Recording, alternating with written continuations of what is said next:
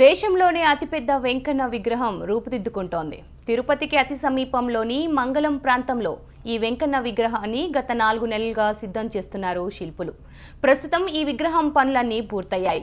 August నెలలో ఈ విగ్రహాన్ని ప్రతిష్ఠించనున్నారు.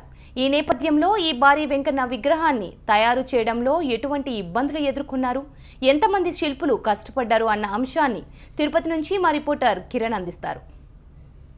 తిరుమల వెంకన్న కోరిన కోరికలు తీర్చే స్వామిగా ఆయనకి పేరుంది.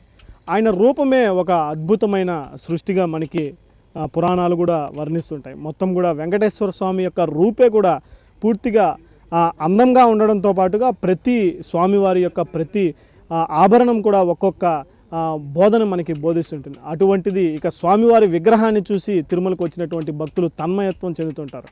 మరి దేశంలోనే అత్యంత పెద్దదైనటువంటి 24 అడుగుల శ్రీ వెంకటేశ్వర స్వామి విగ్రహము మనకి తిరుపతిలో తయారవుతుంది. ఈ విగ్రహాన్ని ఉత్తరప్రదేశ్ రాష్ట్రంలోని బృందావనంలో ఆగస్టు మాసంలో ప్రతిష్ఠించనున్నారు. దీనికి సంబంధించినటువంటి పనులన్నీ కూడా ఇప్పటికే తిరుపతిలోని తిరుపతికి అతి సమీపంలో ఉన్నటువంటి మంగళం ప్రాంతంలో స్థపతులు సిద్ధం చేస్తున్నారు. మొత్తం విగ్రహం అంతా కూడా పూర్తి స్థాయిలో పూర్తయింది. ఫినిషింగ్ పనులు మాత్రమే ఉన్నాయి. మొత్తం మీద కూడా విగ్రహాన్ని మనం పరిశీలించినట్లయితే స్వామివారి యొక్క ఆభరణాలతో పాటుగా స్వామివారి యొక్క స్ట్రక్చర్ కూడా చాలా అద్భుతంగా శిల్పులు ఇక్కడ రూపొందించడం జరిగింది. మరోవైపున ఈ విగ్రహాల్లో మనకి 12 నామాల్లో స్వామివారి నామాల్లో ఒకటైనటువంటి సంకర్షణమూర్తి యొక్క రూపంలాగా గదాధరుడైనటువంటి స్వామిని ఇక్కడ చిత్రీకరించారు. మొత్తం కూడా ఈ శిల్పం మొత్తం కూడా అరుదైనటువంటి శిల, తమిళనాడు నుంచి సేకరించినటువంటి శిలతో ఇక్కడ స్వామివారిని చెక్కుతున్నటువంటి సందర్భం మనం చూడవచ్చు. మొత్తం శంఖము, చక్రము, గదతో పాటుగా ఆ స్వామివారి యొక్క వక్షస్థలము మొత్తం అన్నీ కూడా చక్కగా తీర్చిదిద్దడం జరిగింది. దీనికి సంబంధించి ఈ శిల్పం రూపొందించడంలో ఎటువంటి కష్టాలు పడ్డారు, ఎలా రూపొందించగలిగారు, మరి విషయాలను ఇక్కడ ఉన్నటువంటి స్థపతి పెంచిల్ ప్రసాద్ గారు ఉన్నారు, ఆయన అడిగి తెలుసుకుందాం. సార్ చెప్పండి, మీరు ఈ శిల్పాన్ని రూపొందించడానికి ఎన్ని రోజులు పట్టినారు? ఈ శిల్పాన్ని రూపొందించడానికి 4 మాసములు ఒక 15 మంది శిల్పులము నైట్ పగలు కష్టపడి ఇప్పుడు తుది దశకు చేరుకునింది. ఇంకొక వారం రోజుల్లో దీన్ని డెలివరీ చేయడానికి సిద్ధంగా ఉన్నాము. ఈ యొక్క విగ్రహము బృందావనం నందు కృష్ణుడి జన్మస్థలమైన ఆ ప్రదేశం నందు ప్రతిష్ఠింపబడుతున్నది ఆగస్టు మాసంలో. ఈ యొక్క రాయిని తమిళనాడు రాష్ట్రం నుంచి సిరిదాంబూర్ అనే గ్రామం నుంచి 40 టన్నుల ఏకశిలని తీసుకొచ్చి మన వెంకటేశ్వర రూపాల్లో గోవింద రూపాలు 24 రూపాలు ఉన్నాయి. ఆ రూపాల్లో 13వ రూపము సంకర్షణ మూర్తి. మనం ఇక్కడ కోనేరు అని ఎలా పిలువబడుతున్నామో ఆ రాష్ట్రంలో వాళ్ళు ఆ కోనేరుని కుండలీకం అని పిలువబడుతుంది. ఆ కుండలీకం పేరు సంకర్షణ కుండలీకము. ఆ కుండలీకం నందు ఈ విగ్రహాన్ని ప్రతిష్ఠ చేయడానికి అక్కడ వాళ్ళు ముందుకొచ్చి నాకు ఆర్డర్ ఇవ్వడం జరిగినది.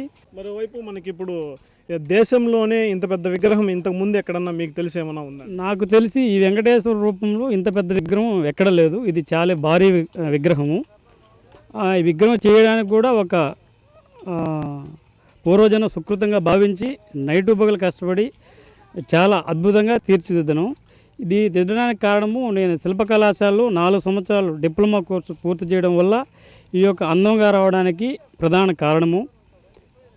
నాతోటి ఒక 10 మంది శిల్పులు వాళ్ళకి సూచనలు ఇస్తూ నేను చేస్తూ ఈ యొక్క విగ్రహాన్ని చివరి దశకు తీసుకువచ్చాను. మాకు ప్రభుత్వ పరంగా ఎటువంటి సహాయాలు లేవు, కానీ టీటీడీ పరంగా సహాయాలు ఉన్నవి.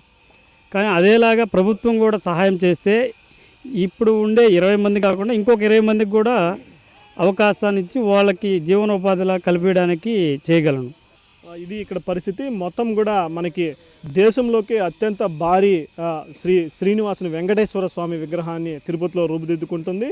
వచ్చే నెలలో అంటే ఆగస్టు మాసంలో ఉత్తరప్రదేశ్లోని బృందావనం ప్రాంతంలో ఈ విగ్రహాన్ని ప్రతిష్ఠించనున్నారు. దీనికి సంబంధించినటువంటి పనులన్నీ కూడా ఇప్పటికే పూర్తయిపోయాయి. ఇప్పుడు మొహానికి సంబంధించినటువంటి కళను మాత్రమే స్థపతులు పూర్తి చేసినటువంటి సందర్భం. మరోవైపున ప్రభుత్వ సహకారం అంటే టీటీడీ కాస్త సహకరిస్తున్నప్పటికీ కూడా ప్రభుత్వం కూడా తమకు సహకరిస్తే తమతో పాటుగా మరికొంతమంది స్థపతులకు కూడా ఉపాధి చూపించడంతో పాటుగా మరిన్ని కళాఖండాలను తాము రూపొందించగలుగుతామని చెప్పి స్థపతులు చెప్తున్నారు. కెమెరా పర్సన్ శ్రీనాథ్తో కిరణ్, HM టీవీ, తిరుపతి.